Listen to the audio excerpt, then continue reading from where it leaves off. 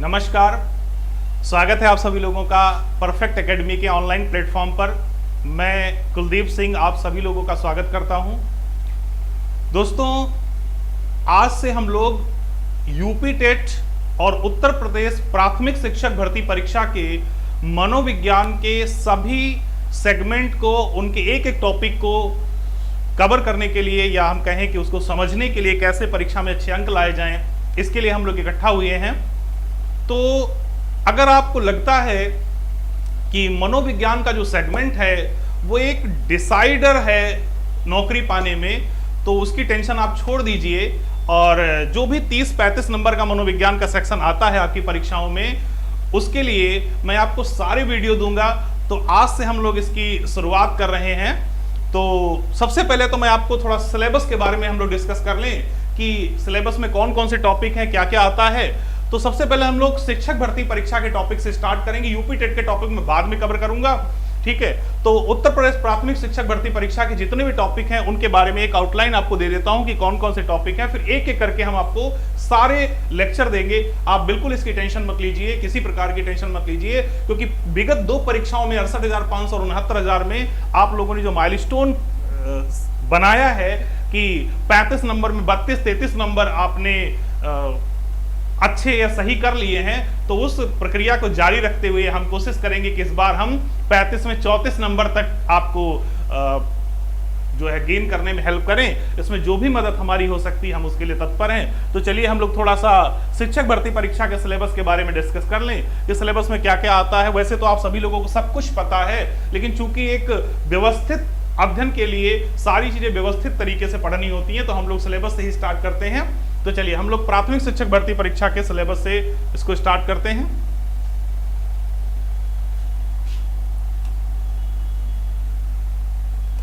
देखिए, जो शिक्षक भर्ती परीक्षा का सिलेबस है वो 4 सेगमेंट हैं जहां से मनोविज्ञान के क्वेश्चन बनते हैं, यानी 4 सेगमेंट हैं। सबसे पहला जो सेगमेंट है वो शिक्षण कौशल का है, और यहां से 10 नंबर का सवाल हमारी परीक्षा में बनते हैं, यानी 10 क्वेश्चन यहां से पूछे जाते हैं शिक्षण कौशल के।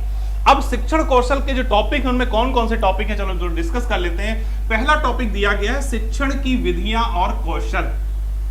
बहुत महत्वपूर्ण टॉपिक है। 68,500 में 2 नंबर, 69,000 में 2 नंबर, यानी हर साल 2 क्वेश्चन इस टॉपिक से आते जरूर हैं, जिसमें शिक्षण की विधियां आप सभी लोगों ने यूपी टेट या सी टेट जो भी परीक्षाएं पास की होंगी वहां पर पढ़ रखी होंगी, लेकिन उसको एक थोड़ा डिटेल वे में और थोड़ा रिवीजन के पॉइंट ऑफ व्यू से हम इसको दोबारा आपको बताएंगे, क्योंकि अगर आपने 69,000 में देखा होगा तो एक क्वेश्चन डिटेल में आया था शिक्षण विधियों का। इसके अलावा यहां पर लिखा है शिक्षण कौशल, तो शिक्षण कौशल भी एक महत्वपूर्ण टॉपिक है, यहां से भी सवाल आया था। दूसरा टॉपिक हमारे सामने है शिक्षण अधिगम के सिद्धांत। ये सबसे बड़ा और सबसे महत्वपूर्ण टॉपिक है। अगर हम कहें कि शिक्षक भर्ती परीक्षा में इस टॉपिक से 5 सवाल आते हैं लगभग, तो ये अतिशयोक्ति नहीं होगी।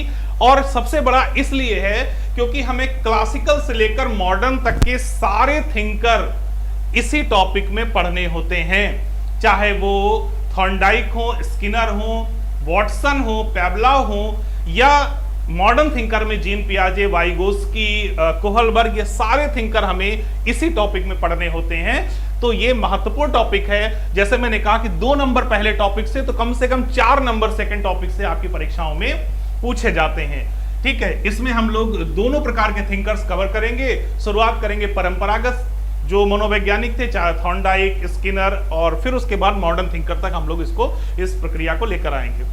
तीसरा टॉपिक हमारा है वर्तमान भारतीय समाज और प्रारंभिक शिक्षा। ये ऐसा टॉपिक है जहां से एक सवाल पूछा गया। अब ये एक सवाल मैं किस आधार पे कह सकता हूं, क्योंकि 68,500 में भी एक सवाल पूछा गया, 69,000 में भी एक सवाल पूछा गया, तो हम कह सकते हैं कि इस टॉपिक से एक क्वेश्चन बनेगा। अब वो क्वेश्चन क्या होगा और इस टॉपिक में हमें क्या पढ़ना है, तो इस टॉपिक में हमें भारत में अभी तक की शिक्षा प्रणाली को रिव्यू करना है, उसकी समीक्षा करनी है। वैदिक काल, बौद्ध काल, मुगल काल, अंग्रेजी शासन व्यवस्था, उसके बाद में स्वतंत्रता के बाद में जो भी भारतीय शिक्षा व्यवस्था में चेंजेज हुए, जो भी डेवलपमेंट हुए, वो सारी चीजें हमें इस टॉपिक में देखनी है, इस टॉपिक में उसे पढ़ना है। टॉपिक के बारे में आप सब बहुत अच्छे जानते हैं, लेकिन मैं ज्यादा टाइम ना लेकर शॉर्ट वे में इसको कर रहा हूं। तीसरा टॉपिक है हमारा समावेशी शिक्षा, इंक्लूसिव एजुकेशन या समेकित शिक्षा। समावेशी शिक्षा एक तरीके से एक पेडागोजिकल सेक्शन बन जाता है वर्तमान शिक्षा का, एक पढ़ाने का अप्रोच बन जाता है। तो हो सकता है इस टॉपिक से सीधे सीधे आपसे क्वेश्चन ना पूछा जाए कि समावेशी शिक्षा कब प्रारंभ हुई, समावेशी शिक्षा क्या है, लेकिन जो एक कॉन्सेप्चुअल क्वेश्चन बनते हैं वो आप तभी सही कर पाओगे जब आपको समावेशी शिक्षा के बारे में बेहतर और सही जानकारी होगी। और मैं एक चीज आपको बता दूं, मनोविज्ञान दो तरीके से पढ़ा जाता है, थ्योरेटिकल और प्रैक्टिकल।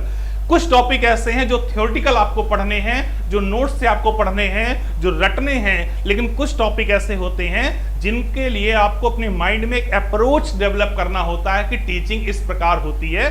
तो समावेशी शिक्षा उसी अप्रोच को बनाते हुए एक महत्वपूर्ण टॉपिक है कि हमें किस प्रकार से शिक्षण को आगे बढ़ाना है, हमारी शिक्षण व्यवस्था कैसी होनी चाहिए, इसको लेकर हम समावेशी शिक्षा के बारे में जानेंगे। हमारा नेक्स्ट टॉपिक है प्रारंभिक शिक्षा के नवीन प्रयास। देखिए यहां से भी एक सवाल पूछा जाएगा।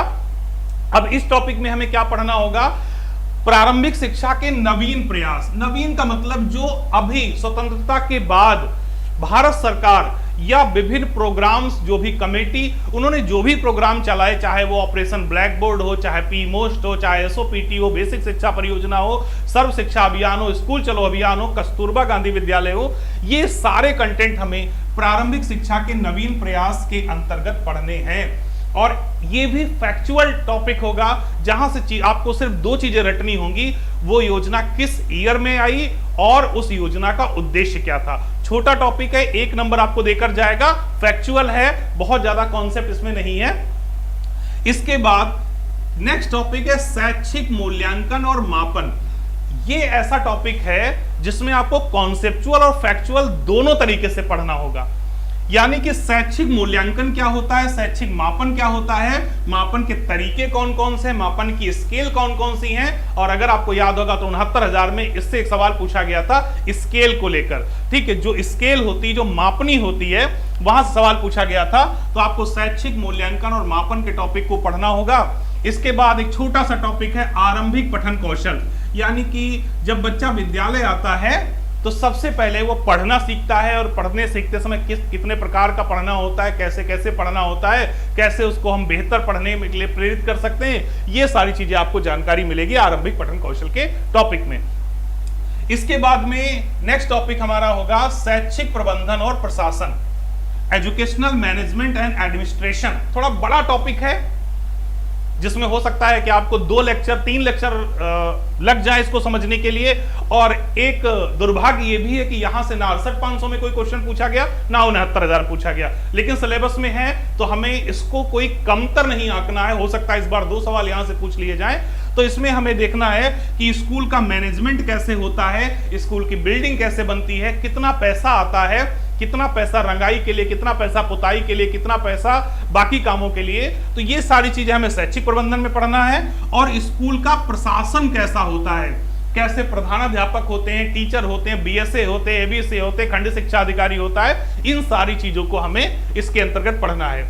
तो ये टॉपिक हमारे शिक्षण कौशल के अंतर्गत आएंगे, जहां से हमें 10 नंबर की तैयारी होगी। तो 10 नंबर का आपको यहां से मिलेगा, जो टॉपिक वाइज टॉपिक आज से ही मैं आपको प्रोवाइड कराऊंगा। इसके बाद में दूसरा जो टॉपिक है वो हमारा साइकोलॉजी का टॉपिक है, मनोविज्ञान का टॉपिक है, चाइल्ड साइकोलॉजी का। इसके बारे में एक चीज आपको पहले बता दूं कि मनोविज्ञान में जो टॉपिक सिलेबस में दिए गए हैं 68,500 और 69,000 दोनों में देखा गया है कि इससे बाहर भी बहुत सारे सवाल पूछे गए हैं। ऐसा नहीं कि सिर्फ और सिर्फ जो टॉपिक इसमें दिए गए हैं आप उतने पढ़ लें, उतने तैयार कर लें और आपको लगे कि हमने तो सिलेबस कवर कर लिया है। क्योंकि 68,500 69,000 के पेपर को अगर आप देखेंगे, स्टडी करेंगे, तो बहुत सारे टॉपिक आपको इससे बाहर के भी मिलेंगे। जैसे कि इसमें कहीं आपको मूल प्रवृत्ति और संवेग जैसे टॉपिक नहीं दिख रहे हैं, लेकिन वहां से सवाल पूछा गया है। इसमें कहीं पर भी आपको जो है बाल विकास की विशेषताओं के बारे में नहीं, लेकिन उससे सवाल पूछा गया है। बाल विकास के सिद्धांत कहीं नहीं लिखे, लेकिन उससे सवाल पूछा गया है। तो ऐसे बहुत सारे टॉपिक हैं, बट मैं वो भी टॉपिक आपको कवर कराऊंगा। ऐसा नहीं कि सिर्फ जो सिलेबस में लिखे वही टॉपिक आपको कवर कराने हैं। चलिए यहाँ पर टॉपिक के बारे में देख लेते हैं। पहला, इंडिविजुअल डिफरेंस, व्यक्तिगत भिन्नता। हम आप सभी एक दूसरे से अलग होते हैं, क्यों अलग होते हैं, किन कारणों से अलग होते हैं, इसके बारे में चर्चा इस टॉपिक में होगी। बाल विकास को प्रभावित करने वाले कारक, बच्चे को इफेक्ट करने वाले कारक, चाहे वो वंशानुक्रम हो, वातावरण हो, वातावरण के अंतर्गत बहुत सारे कारण हो, ये सारी चीजें भी आपको इस टॉपिक में मिलेंगी बाल विकास को प्रभावित करने वाले कारकों में। चलिए नेक्स्ट टॉपिक है सीखने की, ये थोड़ा इसमें मिसप्रिंट हो गया, सीखने की आवश्यकता की पहचान। अब देखिए सीखने की आवश्यकता की पहचान टॉपिक लिखकर उन्होंने आपसे ये जानने की कोशिश की कि जिन बच्चों को सीखने की आवश्यकता हो, थोड़ा डिसेबल होते, थोड़ा प्रॉब्लमेटिक होते हैं, समस्यात्मक होते हैं, उनको कैसे सिखाया जाए। तो इस टॉपिक में डिफरेंट टाइप के चाइल्ड, जो भी स्पेशल बच्चे होते हैं, जो भी विशिष्ट बच्चे होते हैं, विशिष्ट आवश्यकताएं होती हैं, उनके बारे में पढ़ना है। पढ़ने के वातावरण का सृजन करना। अब एक अच्छा शिक्षक वही होता है जो बच्चों के लिए एक अच्छा वातावरण तैयार कर सके। तो एक तरीके से पेडागोजिकल टॉपिक है कि कैसे हम क्लास को बेहतर बना सकते हैं, कैसे क्लास में हम बच्चे को पढ़ने के लिए एक एटमॉस्फेयर, एक वातावरण क्रिएट कर सकते हैं जहां बच्चा एक बेहतर तरीके से पढ़ सकता है, वो हमें इसमें पढ़ना है। सीखने के सिद्धांत और कक्षा शिक्षण में इनकी व्यवहारिक उपयोगिता। अब देखिए सीखने को ही अधिगम कहते हैं और यहां आपने लिखा है शिक्षण अधिगम के सिद्धांत, तो दोनों जगह कॉमन टॉपिक होगा सीखने के सिद्धांत और कक्षा शिक्षण में इनकी उपयोगिता। यानी कि चाहे हमने थॉर्नडाइक पढ़ा, स्किनर पढ़ा, पैवलोव पढ़ा, इनके सिद्धांतों को क्लास में कैसे प्रयोग किया जाए, वो सारी चीजें हमें यहां पढ़नी है। और उसके बाद एक लास्ट टॉपिक यहां मिलेगा आपको, दिव्यांग छात्रों की विशेष व्यवस्था। यानी जो बच्चे हैंडीकैप होते हैं, जो बच्चे डिसेबल होते हैं, जो बच्चे किसी तरीके से नॉर्मल बच्चों के तरह शिक्षा ग्रहण नहीं कर पाते, उन बच्चों को कैसे पढ़ाएं, इसकी जानकारी हमें इस टॉपिक में मिलेगी। और ये टॉपिक भी 10 नंबर का है, तो ये 20 नंबर के टॉपिक हैं। इसके अलावा कुछ ऐसे टॉपिक हैं, मैंने पहले बता दिया, जो आपको एक्स्ट्रा में पढ़ाने हैं, तो ये 20 नंबर आपको यहां से मिलने हैं। इसके बाद में तीसरा हमारा टॉपिक होगा सूचना तकनीकी, जो 5 नंबर का है। ये 5 नंबर का टॉपिक है, जो प्योर तो साइकोलॉजी का टॉपिक हम इसे नहीं कह सकते कि नहीं ये बिल्कुल जो है मनोविज्ञान का टॉपिक है, लेकिन इसमें काफी कुछ साइकोलॉजी से जुड़ा हुआ है। चलिए देख लेते हैं इसमें क्या है। शिक्षण कौशल का विकास। अभी इससे पहले वाले टॉपिक में हम लोगों ने शिक्षण कौशल पढ़े थे, आपको पता है 14 शिक्षण कौशल होते हैं। उन शिक्षण कौशलों का विकास कैसे किया जाता है, तो आपको पता है कि शिक्षण कौशलों का विकास करने के लिए हमें माइक्रो टीचिंग करनी होती है। तो चाहे तो शिक्षण कौशल का विकास हम यहां पर इस टॉपिक को लिखें, या इसको हम माइक्रो टीचिंग कह सकते हैं, सूक्ष्म शिक्षण, एक ही बात है, ठीक है। तो सूक्ष्म शिक्षण के बारे में हमें इसमें पढ़ना है। उसके बाद में कक्षा शिक्षण और विद्यालय प्रबंधन के क्षेत्र में तकनीक, सूचना तकनीक, कंप्यूटर, इंटरनेट आदि का प्रयोग। यानी कि क्लास के अंदर हम कंप्यूटर का क्या यूज कर सकते हैं, क्लास के अंदर इंटरनेट का यूज क्या होगा, स्मार्टफोन का यूज क्या होगा, OER का यूज क्या होगा, ये सारी चीजें, और जो एप्स होते हैं जो भी शिक्षण में उपयोगी हैं, इनके बारे में हमें इसमें पढ़नी होगी। और शिक्षण सामग्री के उपयोग की जानकारी। तो कहने का मतलब है इसमें बेसिकली हमें वो सारी चीजें पढ़नी होगी जो क्लासरूम के अंदर हम तकनीक के रूप में प्रयोग में लाते हैं, इसीलिए इसका नाम है सूचना तकनीक। और इससे 5 नंबर मिलने हैं। ध्यान रहे, कोई भी टॉपिक छोटा नहीं होता, कोई भी बड़ा नहीं होता, एक एक नंबर के लिए बड़ी जद्दोजहद होती है, आप लोगों ने देखा है। तो एक एक नंबर आपके लिए महत्वपूर्ण है, इसलिए कोई भी टॉपिक, किसी भी टॉपिक के अंतर्गत आने वाला छोटा सा छोटा टॉपिक आपके लिए उतना ही महत्वपूर्ण है।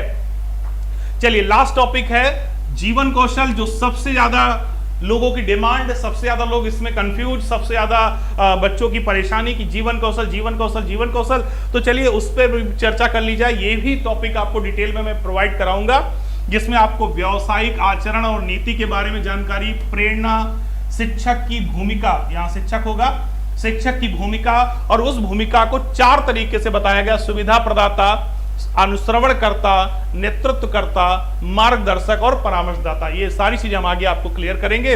इसके बाद में शैक्षिक प्रबंधन और संवैधानिक और मानवीय मूल्य, कॉन्स्टिट्यूशनल और ह्यूमनिस्टिक वैल्यू का यहां से भी सवाल पूछा गया था, आपने पिछला पेपर देखा हो गया, तो यहां से भी सवाल बना था। इसके बाद दंड और पुरस्कार का प्रभावी प्रयोग, ठीक है, दंड और पुरस्कार का जो प्रयोग होता है वो भी कैसे कर सकते हैं क्लासरूम के अंदर, इसके बारे में भी हम चर्चा करेंगे। तो ये टॉपिक भी 10 नंबर का मिलेगा। और इस तरीके से अगर हम देखें तो टोटल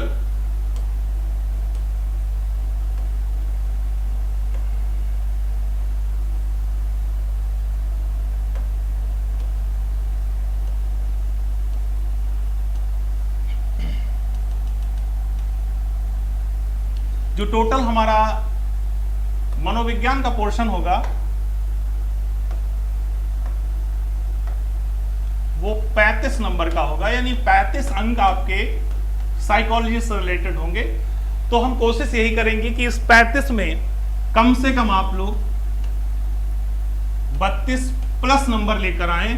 और ऐसा विश्वास के साथ मैं कह सकता हूं, क्योंकि 68,500 और 69,000 दो बैच मैंने पढ़ाए, और आप लोगों के सहयोग के कारण, आप लोगों के मेहनत के कारण कुछ थोड़ा बहुत हम भी अच्छा कर पाए, और मैक्सिमम बच्चे इस स्कोर को पार कर गए।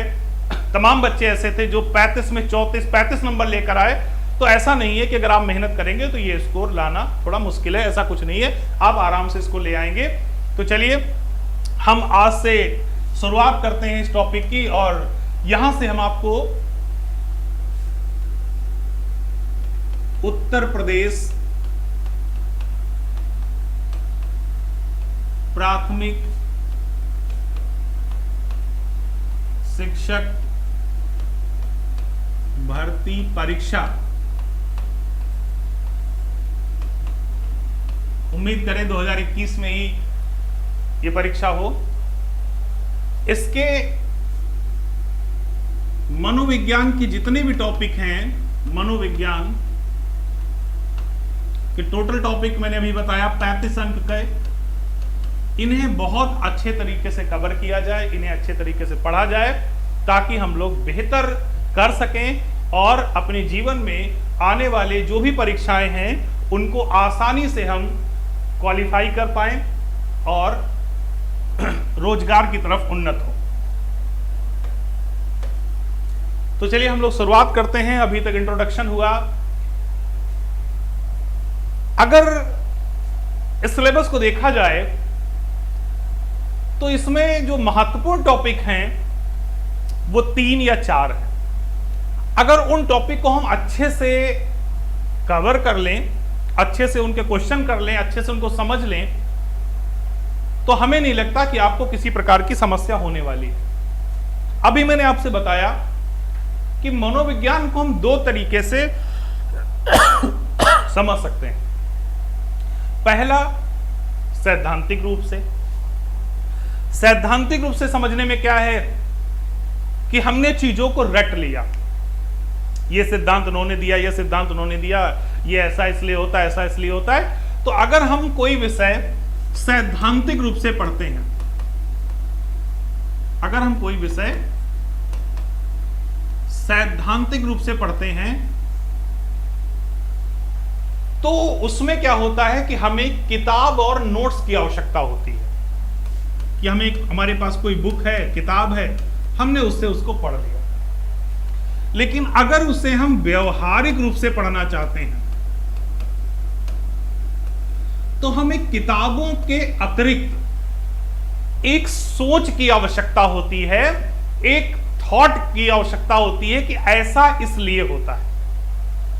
और अभी मैंने आपको बताया कि आपके सामने ये जो 35 नंबर का चैलेंज है, अगर आप इसे आसानी से पार करना चाहते हो तो आपको इस वाले अप्रोच पर बहुत ज्यादा ध्यान नहीं देना, क्योंकि सैद्धांतिक रूप से अगर आप पढ़ेंगे किताबों से, नोट्स से, तो बिल्कुल श्योर है आप 22-23 नंबर ले आएंगे।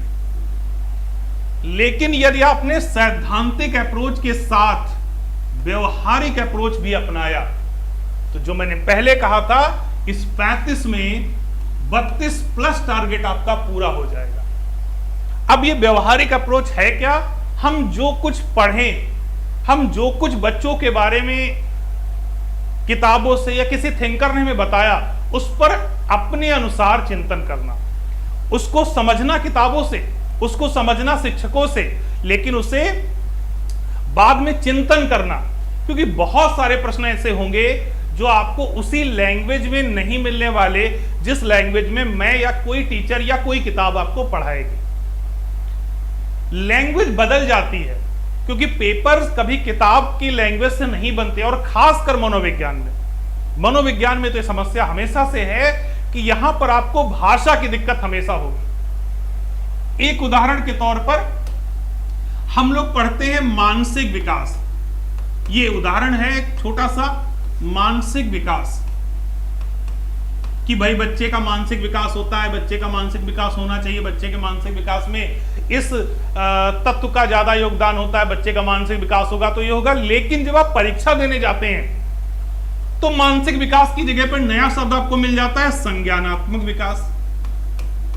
संज्ञानात्मक विकास। अब पेपर में आपको शब्द कौन सा मिला है? संज्ञानात्मक विकास। किताबों से आप रट्टा मार के कौन सा गए हैं? मानसिक विकास। और वहां पर कोई शब्दों का ऐसा कोई यहां पजल भी नहीं कि आप इसको कोरिलेट कर लो कि मानसिक लिखा संज्ञानात्मक। यहां समझ होनी चाहिए कि भाई मानसिक विकास का मतलब होता है बच्चे के चिंतन क्षमताओं में परिवर्तन। छोटा बच्चा है तो कम चिंतन करता है, कम जानकारी रखता है, बड़ा हो गया तो ज्यादा जानकारी रखता है, ज्यादा चिंतन कर सकता है। और जब आप संज्ञान शब्द का मतलब निकालेंगे तो यही इसका मतलब होता है।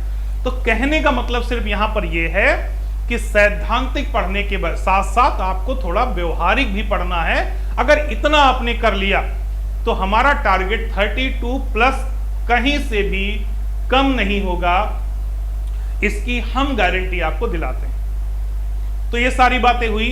अब हम पहला टॉपिक यहां से स्टार्ट कर रहे हैं क्योंकि ज्यादा समय नहीं लूंगा आपका। सीधा सीधा हम लोग पहले टॉपिक पे आते हैं। जो टॉपिक हम स्टार्ट करने जा रहे हैं ये टॉपिक पूरे सिलेबस में कह सकते हैं मोस्ट इंपॉर्टेंट टॉपिक है।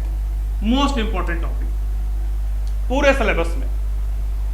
यहां से 5 to 8 क्वेश्चन आएंगे, 5 से 8, कम से कम 5 सवाल इस टॉपिक से आने हैं और अधिक से अधिक 8 क्वेश्चन इस टॉपिक से आएंगे।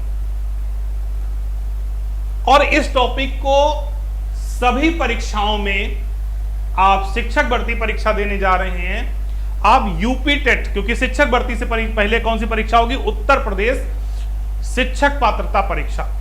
यूपी टेट में भी आपको कॉमन टॉपिक मिलेगा। डीएसएसबी, रीट या कोई परीक्षा आप देने जाएंगे तो ये टॉपिक आपको वहां मिलेगा और वहां से सबसे ज्यादा सवाल बनते हैं। और हम अपने टॉपिक की शुरुआत भी इसी सेगमेंट से करेंगे और वो है अधिगम। अधिगम यानी कि लर्निंग।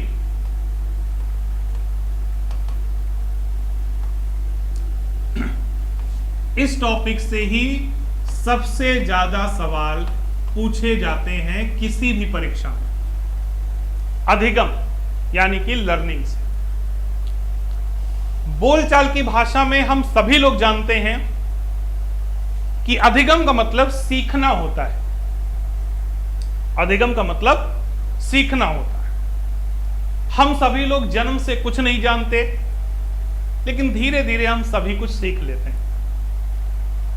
तो क्वेश्चन ये उठता है कि अगर अधिगम को सीखना कहते हैं तो मनोविज्ञान में सीखना शब्द ही क्यों नहीं प्रयोग हुआ? अधिगम शब्द क्यों प्रयोग होता है? क्या अधिगम कुछ एक्स्ट्रा है? तो इसके पीछे छोटा सा अंतर है।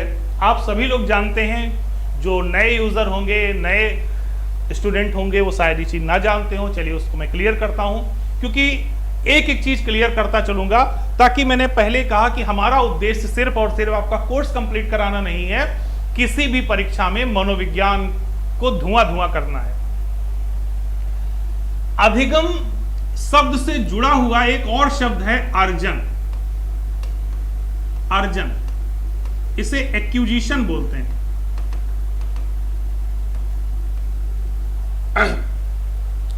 अगर हमें अधिगम को समझना है तो अधिगम से पहले हमें अर्जन शब्द को समझना होगा कि अर्जन क्या होता है।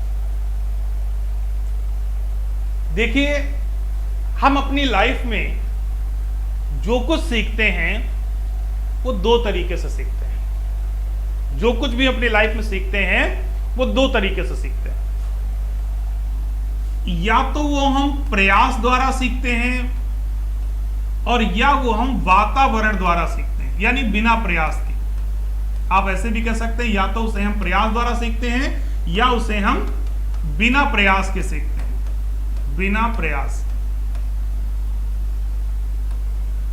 उदाहरण के तौर पर एक छोटा बच्चा होता है, जब वो स्कूल जाना प्रारंभ करता है या घर पर पढ़ना शुरू करता है और उसके पेरेंट्स या टीचर उसे छोटा बड़ा ABCD काखा गागा कुछ भी पढ़ाना सिखाते हैं, तो उस प्रक्रिया में प्रयास किया जाता है। जैसे बच्चे को छोटा बड़ा सिखाया गया, ABCD सिखाई गई, तो उसके लिए बच्चा क्या करता है? प्रयास करता है। पहले टीचर कहते हैं A, तो बच्चा बोलता है A, B, B, प्रयास हो रहा है यहां पर। तो ऐसा सीखना प्रयासपूर्ण होता है। लेकिन वही बच्चा जब घर में था, उसने बोलना शुरू किया था, तो बोलने के लिए उसने प्रयास नहीं किया था, मम्मी पापा से सुन सुनकर उसने बोलना स्टार्ट कर दिया था। तो बोलना कैसा हो गया? बिना प्रयास के, वातावरण से, मम्मी पापा से, घर परिवार से, या हम कहें भाषा। लेकिन जब वो छोटा बड़ा सीख रहा है, ABCD सीख रहा है, जोड़ घटाना सीख रहा है, तो उसके लिए क्या कर रहा है? वो प्रयास कर रहा है। या और समझिए, जो एग्जाम्पल मैं बार बार देता हूं, कि जब बच्चा कोई गाना गाना सीखता है, कि भाई आपको क्लासिकल गाना गाना है, तो बच्चा कोशिश करता है कि मैं संस्कृत में गाऊं, टीचर और बाकी लोग उसको करेक्ट करते हैं, सुधारते हैं। लेकिन दोस्तों के बीच बैठकर गाली देना बच्चा अपने आप सीख जाता है। गाली देने के लिए कोई करेक्ट नहीं करता कि भैया आज तुमने अच्छी गाली नहीं दी, कल थोड़ा और अच्छे से गाली देना। गाली देना नेचुरली आ जाता है। तो ऐसा सीखना क्या होता है? बिना प्रयास के, जैसे गाली देना या गाली देना एग्जाम्पल के तौर पर आप समझ सकते हैं, भाषा पूरी की पूरी। लेकिन जब वो छोटा बड़ा कंप्यूटर चलाना, गाड़ी चलाना, मोबाइल चलाना, कुछ भी सीखता है, तो उसके लिए प्रयास करता है। तो जब सीखना प्रयासपूर्ण होता है तो उसे हम अधिगम कहते हैं। याद रखिएगा, जब सीखना प्रयासपूर्ण होता है तो उसे क्या कहेंगे? अधिगम कहेंगे। लेकिन जब सीखना वातावरण से होता है, बिना प्रयास से होता है, तो उसे हम एक्विजिशन यानी कि अर्जन के नाम से जानते हैं। वो अर्जित किया जाता है, वो प्रयास नहीं किया जाता। तो सीखना प्रयासपूर्ण होता है, लेकिन अर्जन बिना प्रयास के होता है। बात समझ आई होगी कि जब बच्चा कोई क्रिया प्रयास से सीखता है, तो वो क्या हो गया? अधिगम हो गया।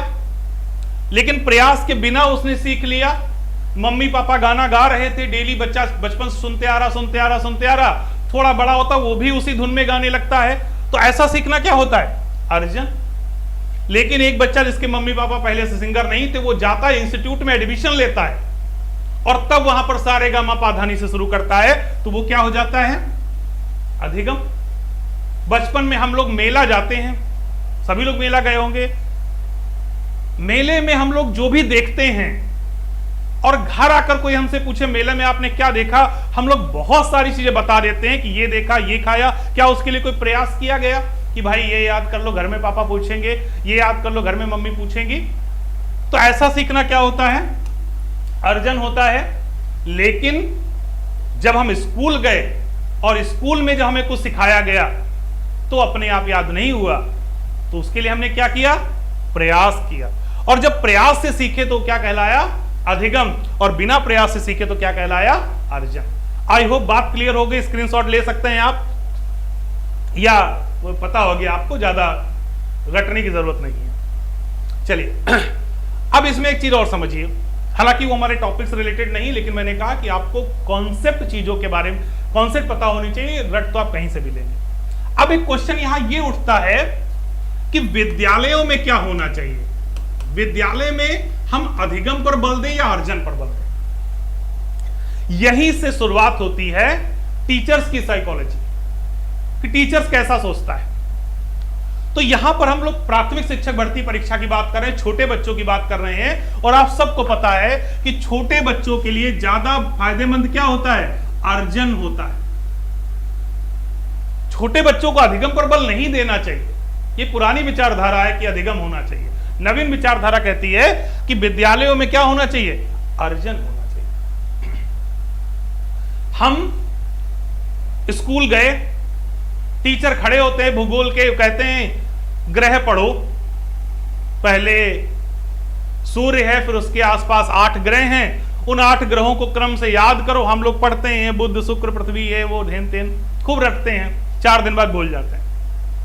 तो ये क्या था? अधिगम था। क्या ये प्रक्रिया सही है? अरे भाई, उन बच्चों को आप किसी फील्ड में ले जाओ और फील्ड में उनके नाम रख दो। मैं बुध हूं, ये शुक्र, ये पृथ्वी, ये मंगल, ऐसे सबके नाम हमने रख दिए। और उन्हें हमने एक बच्चे को सूर्य बनाया, बड़े दफ्ती उफ्ती लगा के सूर्य का पूरा मुखौटा उकटा बना के उसमें सूर्य की चमकदार किरणें निकल रही हैं, बिठा दिया बीच में। फिर हमने बुध को बिठाया, फिर ऐसे ऐसे सबको बिठा दिया। गेम खेल रहे हैं हम लोग। अब उस गेम में क्या होगा? एक घंटी बजती है, बुध खड़ा होता है, भाई मेरा नाम बुध है, देखो मैं सूर्य से सबसे नजदीक में हूं, मेरे पास मरकरी है, और जेब से कुछ निको तो मरकरी मेरे पास, देखो देखो सब लोग मरकरी मेरे पास, चाहिए किसी को? इस तरीके के जब खेल हम बच्चे को खिलाते हैं, वहां कोई प्रयास नहीं हो रहा है, वातावरण से बच्चा सीख रहा है। तो क्यों हम अधिगम के पीछे पड़े हैं? आजकल के स्कूलों में, आगे इसमें बहुत चर्चा विस्तृत होगी, अभी तो चलो मैंने सिर्फ एक इंट्रोडक्शन के तौर पर यहां बता रहा हूं, इस पर विस्तृत चर्चा होगी कि स्कूलों में क्या होना चाहिए, कैसे होना चाहिए, छोड़िए उस चीज को। तो यहां हम सिर्फ आपको इतना बताने की कोशिश कर रहे हैं कि हमारा टॉपिक तो अधिगम है, लेकिन मॉडर्न साइकोलॉजी कहती है कि स्कूलों में अधिगम की बजाय किस पर बल देना चाहिए? अर्जन पर। यानी बच्चा बिना प्रयास के स्वाभाविक रूप से सीखे, उस पर कोई प्रेशर ना हो, वो इंटेंशनली नहीं सीख रहा लेकिन सीख गया, तो ऐसा सीखना बेहतर होता है, जिसे हम अर्जन कहते हैं। लेकिन हमें अर्जन आज नहीं पढ़ना है, हमें पढ़ना क्या है? हमें पढ़ना है अधिगम।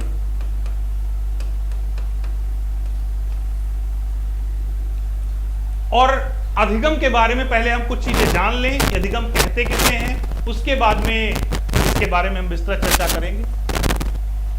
तो अर्जन हम लोगों ने समझ लिया। अर्जन समझने के बाद अगर हम अधिगम को एक लाइन में आपसे कहें कि अधिगम होता क्या है, तो 100 में से 90 किताबों में जो लाइन लिखी होगी अधिगम की, वो गलत लिखी होती है। सब में लिखा होता है कि व्यवहार में होने वाले परिवर्तन को अधिगम कहते हैं। आप 100 किताबें उठाइए बीएड बीटीसी की, आपको 90 में यही लाइन लिखी मिलेगी कि व्यवहार में होने वाले परिवर्तन को अधिगम कहते हैं। आपको यही लाइन लिखी मिलेगी कि व्यवहार में होने वाले परिवर्तन को अधिगम कहते हैं।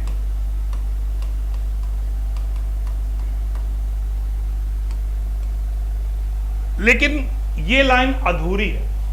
हो सकता है किताबें पहले की हैं, चीजें अपडेट नहीं हुई।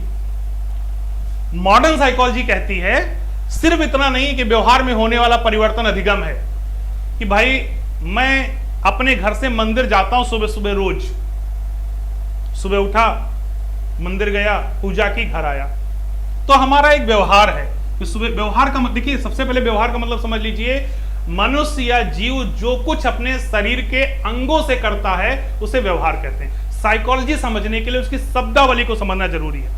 अपने जीवन में जो काम हम अपने अंगों से करते हैं उसी को व्यवहार कहते हैं, जो माइंड से करते हैं उसे व्यवहार नहीं कहते। अंगों से किया जाने वाला काम व्यवहार है, उसके पीछे माइंड हो सकता है कि आप लिख रहे हो तो माइंड नहीं है जब तक चिंतन नहीं, लेकिन लिखना एक व्यवहार है क्योंकि वो आप हाथों से कर रहे हो। चलिए, अब मैं सुबह उठकर मंदिर जाता हूं, पूजा करता हूं, घर आता हूं, तो हमारा एक व्यवहार है।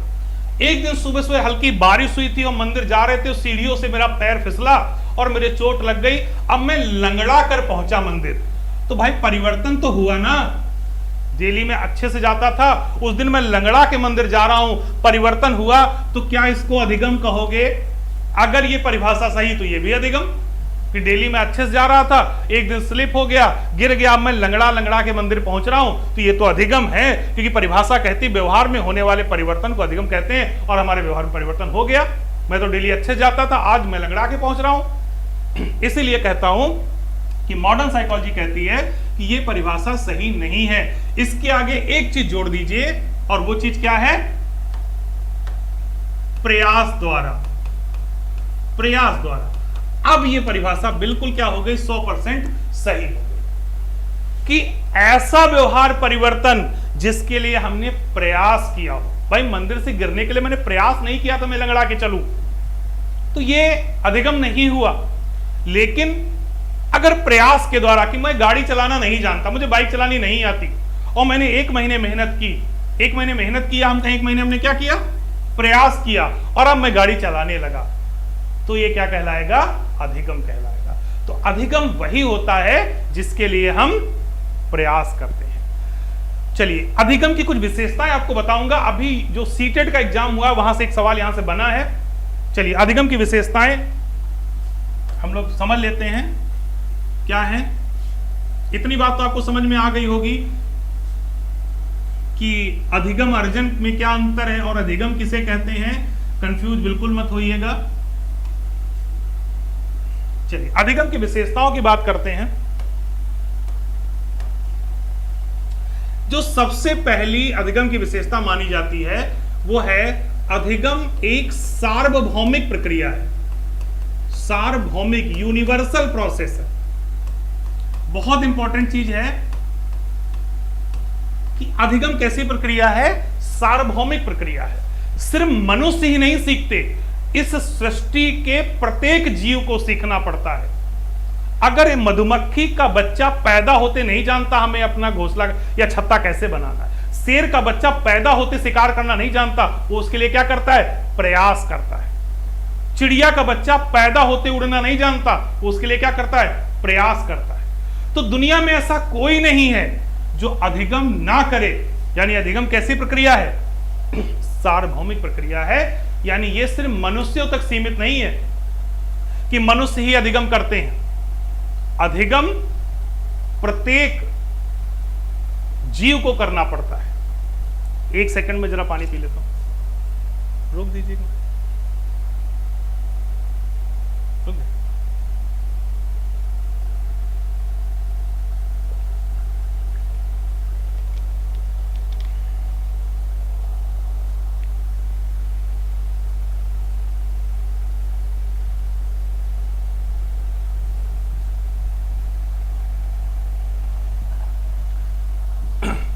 सॉरी, चलिए हम लोग कंटिन्यू करते हैं। तो जैसा मैंने सबसे पहले आपको बताया कि अधिगम कैसी प्रक्रिया है, सार्वभौमिक प्रक्रिया है कि सभी को सीखना पड़ता है। यानी अगर इसको डिटेल में कहें तो मनुष्य एवं प्रत्येक जीव को अधिगम करना पड़ता है। यानी सिर्फ मनुष्य नहीं, प्रत्येक जीव को अधिगम की प्रक्रिया से गुजरना पड़ता है। अधिगम के बिना कोई सरवाइव नहीं कर सकता। तो जो पहली विशेषता अधिगम की वो कैसे क्या है, अधिगम सार्वभौमिक प्रक्रिया है। दूसरी विशेषता क्या है, ये जीवन पर्यंत होती है। जीवन पर्यंत प्रक्रिया है। यानी कि अधिगम की कोई उम्र नहीं होती। 90 साल के बाबा भी व्हाट्सएप चलाना सीख लेते हैं। तो ये कैसी प्रक्रिया, लाइफ लॉन्ग प्रोसेस है। ऐसा नहीं कि भैया 20 साल के हो गए सीखना बंद। हम लोग खूब बातचीत में सुनते हैं सीखने की कोई उम्र नहीं होती। बिल्कुल वही सही बात है भाई, सिद्धांत है कि सीखने की कोई उम्र नहीं होती। तमाम लोग उस उम्र में वो चीज सीख लेते हैं जब उनकी सही उम्र में उन्होंने नहीं सीखी थी। तो कहने का मतलब है कि ये कैसी प्रक्रिया, ये जीवन पर्यंत चलती है। बच्चा पैदा होते वहां से शुरू करता है और जब तक हमारा राम नाम सत्य नहीं हो जाता, ये प्रक्रिया लगातार चलती रहती है। तो अधिगम कैसी प्रक्रिया है, जीवन पर्यंत प्रक्रिया है, लाइफ लॉन्ग प्रोसेस है। आई होप बात समझ में आ गई होगी। तीसरी विशेषता इसकी क्या होगी, ये व्यक्तिगत प्रक्रिया है, इंडिविजुअल प्रोसेस है।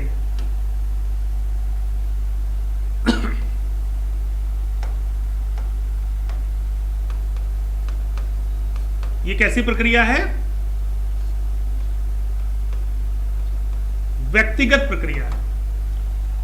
इसका मतलब समझिएगा, अधिगम व्यक्तिगत प्रक्रिया है, लर्निंग इज इंडिविजुअल प्रोसेस। मैं अगर कंप्यूटर चलाना जानता हूं तो मैं किसी को दे नहीं सकता कि भाई हम गाड़ी चलाना सीख लिए, हमारा पूरा परिवार गाड़ी चलाने लगेगा। नहीं, जो प्रयास करेगा परिवर्तन सिर्फ उसी के अंदर आएगा। यानी आप इसका एक्सचेंज नहीं कर सकते, ना किसी को दे सकते हैं और ना किसी से ले सकते हैं। तो ये कैसी प्रक्रिया हो गई? व्यक्तिगत प्रक्रिया हो गई। यानी कि जो व्यक्ति प्रयास करेगा परिवर्तन सिर्फ उसी के व्यवहार में आएगा और दूसरे के व्यवहार में परिवर्तन नहीं आ सकता। इसलिए अधिगम को व्यक्तिगत प्रक्रिया के रूप में जाना जाता है। चौथी विशेषता है कि अधिगम लक्ष्योन्मुखी प्रक्रिया है।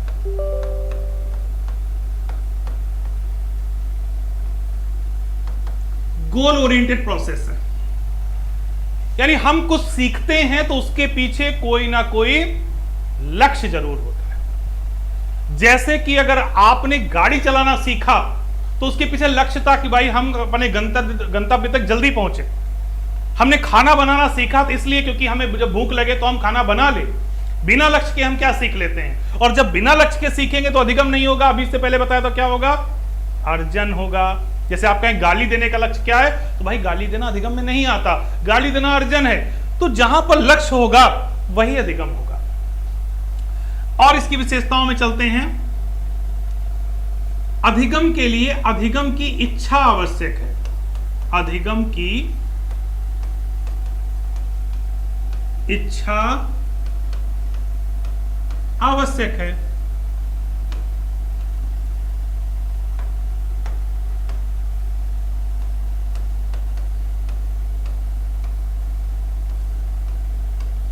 कि भाई अगर किसी का सीखने का मन नहीं है, सीखने की इच्छा नहीं है, उसे कोई नहीं सिखा सकता। आप किसी प्यासे, मैं पानी मैंने पी लिया है, मुझे प्यास नहीं है, अब जबरदस्ती कोई मुझे पानी पिलाए कि नहीं पी लो तो क्या मैं पीऊंगा? तो अगर किसी की अधिगम की इच्छा नहीं है तो उसे सिखाया नहीं जा सकता। और जब मजबूरी में सिखाया गया कनपटी पे बंदूक रख के, तो वो अधिगम नहीं होगा। तो यानी अधिगम के लिए उसकी इच्छा आवश्यक है। अगली विशेषता आप देखिए यहां से भी सीटेट में सवाल बना था। ये विशेषताओं से सीटेट में सवाल बना था, इसलिए आपको थोड़ा सा अच्छे से इसको समझना है। इसके बाद आते हैं अधिगम स्थायी प्रक्रिया है, परमानेंट प्रोसेस है।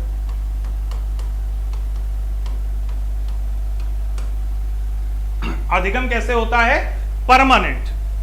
ऐसा नहीं कि आज हमने कोई चीज सीखी कल हम भूल गए तो उसे हम अधिगम कहें। नहीं, अधिगम वही प्रक्रिया होती है जो स्थायी होती है काफी हद तक। तो अधिगम कैसी प्रक्रिया है? स्थायी प्रक्रिया है, परमानेंट प्रोसेस है। ये टेम्परेरी नहीं होता, इट्स परमानेंट। नेक्स्ट पे आते हैं अधिगम, यही सवाल सीटेट में पूछा गया था, संशोधन योग्य होता है, मॉडिफिकेबल। संशोधन योग्य होता है।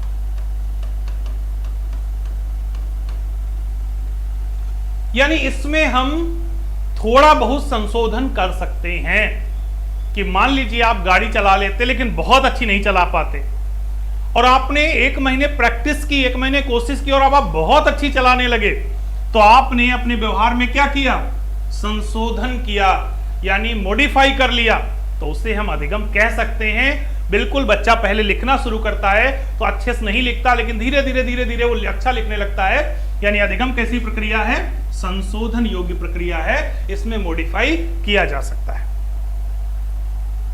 नेक्स्ट विशेषता देखिए, अनअधिगम भी अधिगम है। यह भी पूछा गया एक साल किसी परीक्षा में। अनअधिगम भी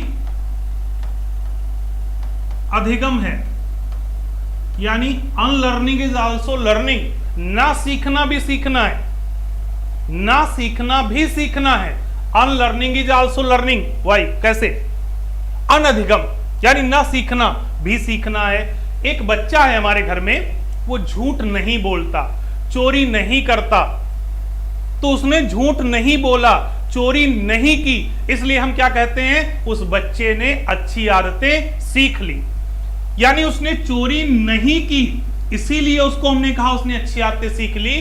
तो कुछ ना सीखना भी सीखने के बराबर होता है। अगर वो चोरी करता तो मैं क्या कहता, उस बच्चे के अंदर अच्छी आदतें हैं। उसने चोरी करना नहीं सीखा, इसलिए हमने कहा कि उसने अच्छी आदतें सीख ली। तो ना सीखना भी क्या होता है, सीखने के बराबर होता है। चलिए और विशेषताएं एक ही पेज पे लिख रहा हूं ताकि आप स्क्रीनशॉट अगर लें तो आसानी से आपको मिल जाए चीजें। एक चीज तो अभी आप जान चुके हैं कि ये कैसा होता है, प्रयासपूर्ण होता है। प्रयासपूर्ण होता है। अधिगम कैसी प्रक्रिया है, प्रयासपूर्ण प्रक्रिया है, यानी अधिगम के लिए हमें प्रयास करना ही पड़ता है।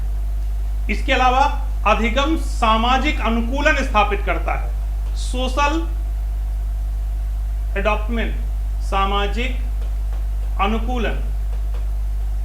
यानी अगर जब तक हम कोई चीज सीखते नहीं हैं, मान लो मुझे बोलना नहीं आता, मुझे चलना नहीं आता, मुझे समाज के तौर तरीके नहीं आते, तो मैं समाज में कैसे एडजस्ट होऊंगा। तो एक एडजस्टमेंट प्रोसेस है लर्निंग, इससे सामाजिक अनुकूलन स्थापित होता है, हम समाज में अपने आप को अनुकूलित कर पाते हैं। इसके अलावा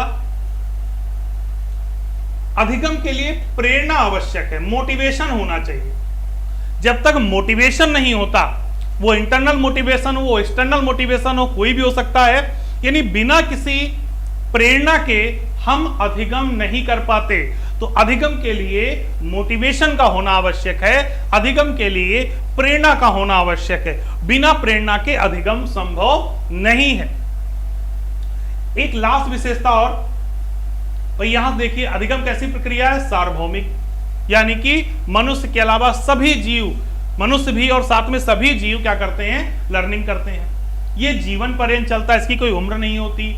ये व्यक्तिगत प्रक्रिया है, यानी जो सीखेगा उसी के अंदर परिवर्तन आएगा। इसका कोई ना कोई लक्ष्य होता है, इसके लिए इच्छा आवश्यक है। ये स्थायी प्रक्रिया है, संशोधन योग्य होती है, ना सीखना भी सीखना है, और ये प्रयासपूर्ण प्रक्रिया है, इससे सामाजिक अनुकूलन स्थापित होता है। इसके लिए प्रेरणा आवश्यक है, यानी बिना मोटिवेशन के सीखना संभव नहीं हो सकता।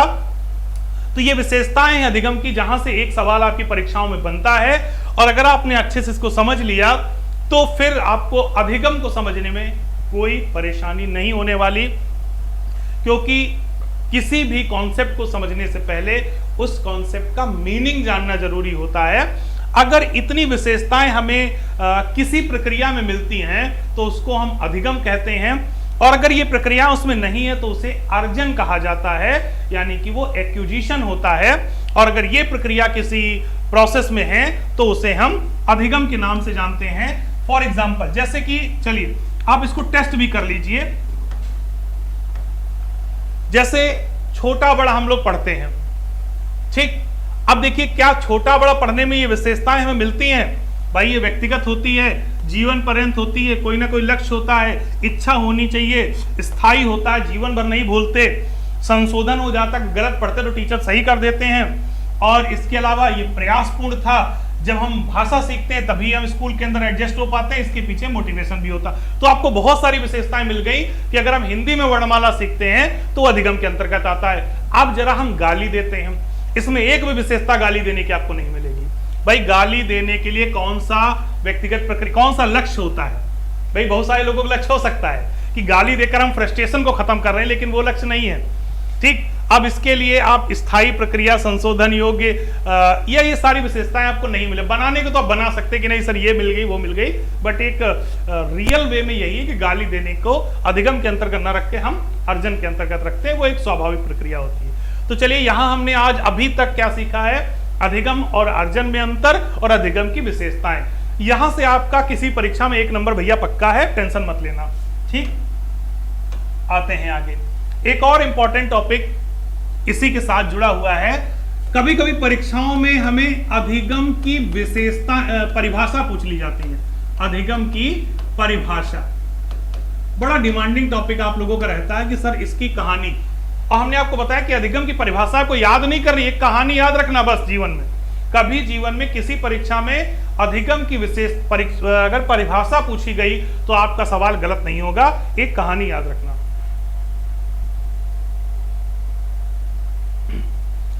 एक कहानी है, उस कहानी में आपको अधिगम की सारी परिभाषाएं मिल जाएंगी और वही परीक्षाओं में पूछी जाती है। एक व्यक्ति था, उसने एक घर बनाया। मान लीजिए कोई व्यक्ति है, उसने एक घर बनाया, घर बन गया उसका। जब घर बन गया तो उसने सोचा इसमें गेट लगवाएं। यहां पर उसने एक गेट लगवाने को सोचा। भाई घर बनने के बाद हम लोग क्या लगवाते हैं? गेट लगवाते हैं। तो उसने सोचा हम एक गेट लगवाएं। अब वो कंफ्यूज था। जहां उसने घर बनवाया था उस मोहल्ले में 2 दुकानें थी गेट बनाने की, ये दुकान और ये दुकान। 2 शॉप थी गेट की। एक शॉप बहुत न्यू थी जो 15 दिन पहले ओपन हुई थी, यानी ये कैसी शॉप है? नई शॉप है, बिल्कुल नई, 15 दिन पहले खुली है। और ये बहुत अनुभवी मिस्त्री है, 20 सालों से ये काम कर रहा है, तो ये एक्सपीरियंस था, अनुभवी मैकेनिक था। और ये दुकान कैसी थी? नई थी। तो भैया अगर आप होते इसकी जगह पर तो नए वाले से गेट बनवाते या अनुभवी से गेट बनवाते?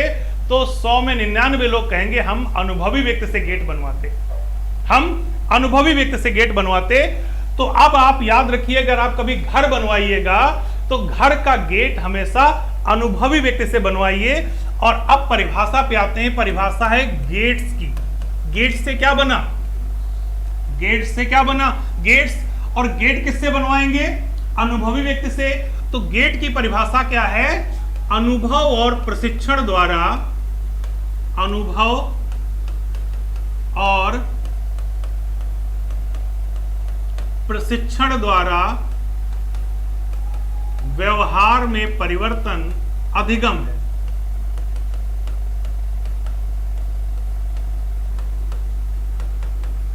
अधिगम है। बस कभी जीवन में परिभाषा मत पढ़िए, मत याद करिए, खाली इतना याद रखिए, अपने घर का गेट किससे बनवाएंगे?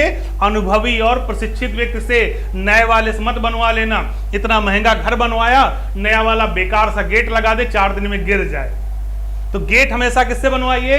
अनुभवी और प्रशिक्षित व्यक्ति से। ठीक, परिभाषा आपकी तैयार, कोई कंफ्यूजन किसी तरीके का नहीं। ठीक, आपका घर बन गया। अब आपने सोचा चलो साफ सफाई करते हैं घर की। घर की क्या करते हैं? साफ सफाई। आपने घर की साफ सफाई की तो घर के अंदर बहुत सारी लकड़ियां पड़ी थी जिनको आपने घर के बाहर इकट्ठा किया। लकड़ी को इंग्लिश में कहते हैं वुड।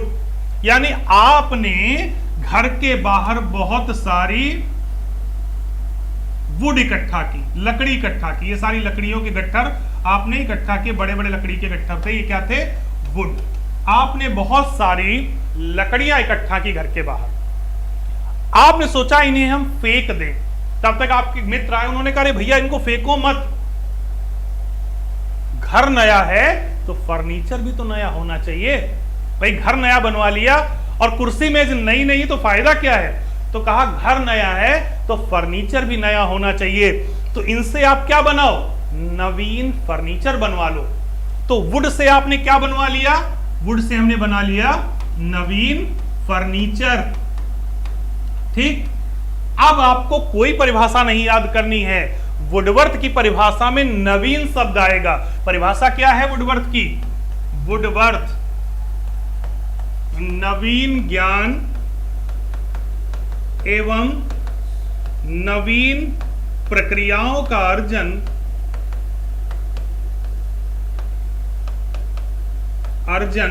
अधिगम है।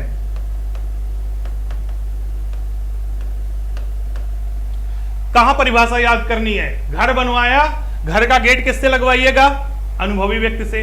घर बनवाइए बढ़िया सा, उम्मीद करेंगे 2021 में आपकी नौकरी लगे, 22 में आप लोग घर बनवाओ। और जब घर बनवाना तो उसका गेट हमेशा अनुभवी व्यक्ति, नए वाले मत लगवा लेना। तो अनुभवी से गेट लगवाइएगा। गेट की परिभाषा में अनुभव प्रशिक्षण आएगा, कोई परिभाषा मत याद करिए। घर के बाहर बहुत सारी वुड रखी थी, आपने वुड से क्या बनवाया? नवीन फर्नीचर बनवाया। कोई परिभाषा नहीं याद करनी है, नवीन फर्नीचर बनवाया। यानी नवीन शब्द किस में आएगा? वुडवर्थ की परिभाषा में। अनुभव शब्द किस में आएगा?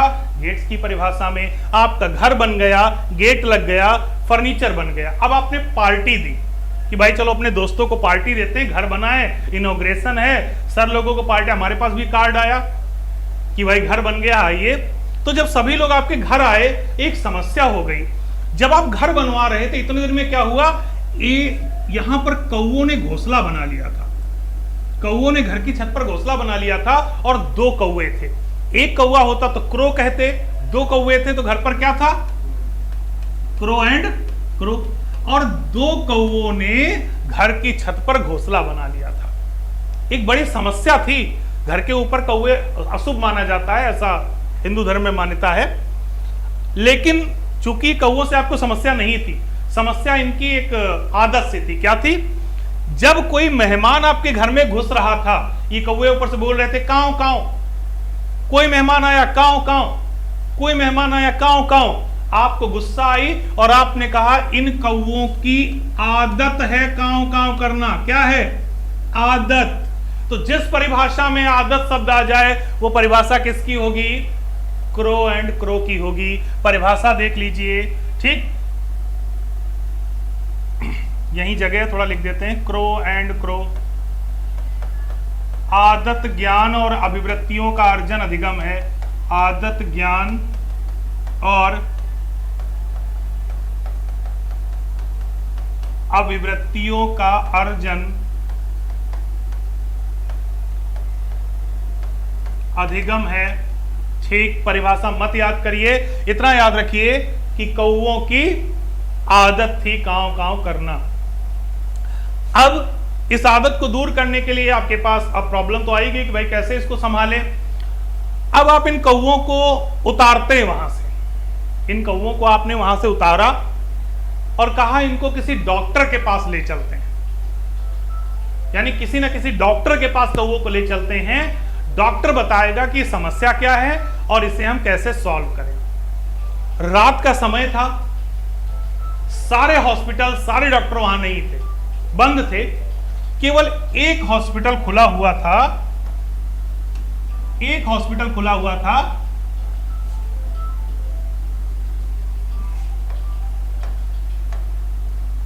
एक हॉस्पिटल यहां पर खुला हुआ था और ये हॉस्पिटल किसका था? ये स्किन केयर का था, यानी स्किन का डॉक्टर यहां पर बैठते थे और स्किन के डॉक्टर थे, इसलिए इसका नाम क्या था? स्किनर। तो यानी कि आप अपने कौवे को लेकर कहां गए? डॉक्टर स्किनर के पास। डॉक्टर स्किनर के पास आप गए, स्किन के डॉक्टर थे इसलिए इनका नाम ही पड़ गया स्किनर। तो स्किन के डॉक्टर ने कौवों को देखा, कहा ये तो बड़ी समस्या वाली बात है। तो उन्होंने एक इंजेक्शन दिया, फिर दवाई दी, फिर उन्होंने पट्टी मलहम ऑपरेशन जो भी किया। तो यानी पहले उन्होंने दवाई दी, फिर इंजेक्शन लगाया, फिर पट्टी मलहम किया। तो उन्होंने एक प्रगतिशील कार्य किया, एक प्रोग्रेसिव कार्य किया और आपका कौवा ठीक हो गया। तो जिस परिभाषा में प्रगतिशील, उत्तरोत्तर, क्रमबद्ध जैसे शब्द आ जाएं, स्किनर ने कैसे इलाज किया? उत्तरोत्तर, उत्तरोत्तर इलाज किया, प्रगतिशील इलाज किया, क्रमबद्ध तरीके से इलाज किया। तो जिस परिभाषा में उत्तरोत्तर शब्द आ जाए, प्रगतिशील शब्द आ जाए या क्रमबद्ध शब्द आ जाए, वो परिभाषा किसकी होगी? प्रोफेसर स्किनर की होगी। याद रखिएगा, स्किनर की परिभाषा में हमें उत्तरोत्तर शब्द मिलता है और परिभाषा क्या थी? व्यवहार में उत्तरोत्तर परिवर्तन अधिगम है।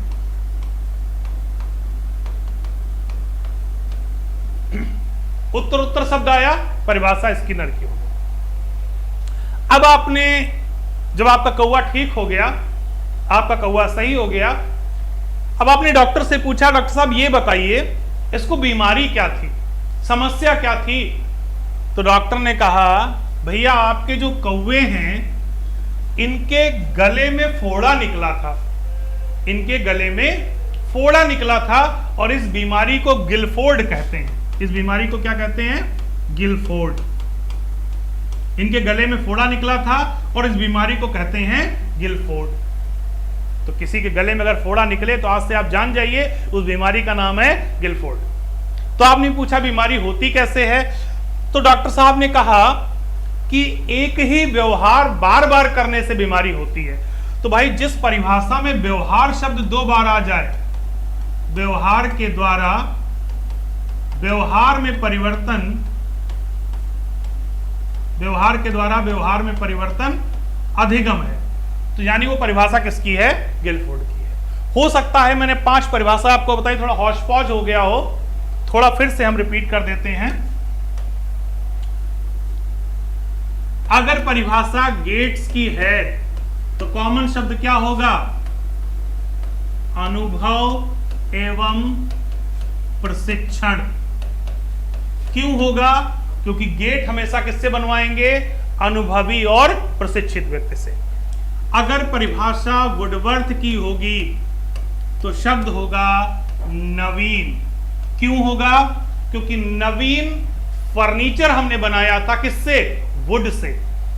Would say Naveen furniture, gate बना अनुभवी व्यक्ति के द्वारा। तीसरी परिभाषा क्रो एंड क्रो की, कौवे की आदत थी कांव कांव करना, कौवे की आदत थी कांव कांव करना। चौथी परिभाषा स्किनर की, स्किन के डॉक्टर ने इलाज कैसे किया? उत्तरोत्तर। पांचवी परिभाषा गिलफोर्ड की, कौवे को क्या हुआ था? कौवे के गले में फोड़ा था, इस बीमारी को गिलफोर्ड कहते हैं। और यह बीमारी होती है जब एक ही व्यवहार बार बार किया जाए, यानी व्यवहार शब्द जिस परिभाषा में आएगा वो किसकी होगी? गिलफोर्ड की। चूंकि एक ही व्यवहार बार बार किया जाए, इसलिए व्यवहार शब्द जब 2 बार किसी परिभाषा में आ जाए, जैसे अभी आपने देखा गिलफोर्ड की परिभाषा में क्या था? व्यवहार के द्वारा व्यवहार में परिवर्तन। तो जहां 2 बार व्यवहार आ जाए वो परिभाषा किसकी होगी? गिलफोर्ड की होगी। तो ये 5 परिभाषाएं हैं जो आपको याद नहीं करनी है। इस कहानी को याद रखिएगा कि आपने घर बनाया, घर में गेट लगवाया, गेट हमेशा अनुभवी व्यक्ति से लगवाइए, इसलिए गेट्स की परिभाषा में अनुभव आएगा। घर के अंदर बहुत सारी वुड थी, वुड से आपने नवीन फर्नीचर बनवाया, वुडवर्थ की परिभाषा में नवीन मिलेगा। क्रो एंड क्रो की परिभाषा में आदत मिलेगा, क्योंकि घर की छत पर जो 2 कौवे बैठे थे उनकी आदत थी कांव कांव करना।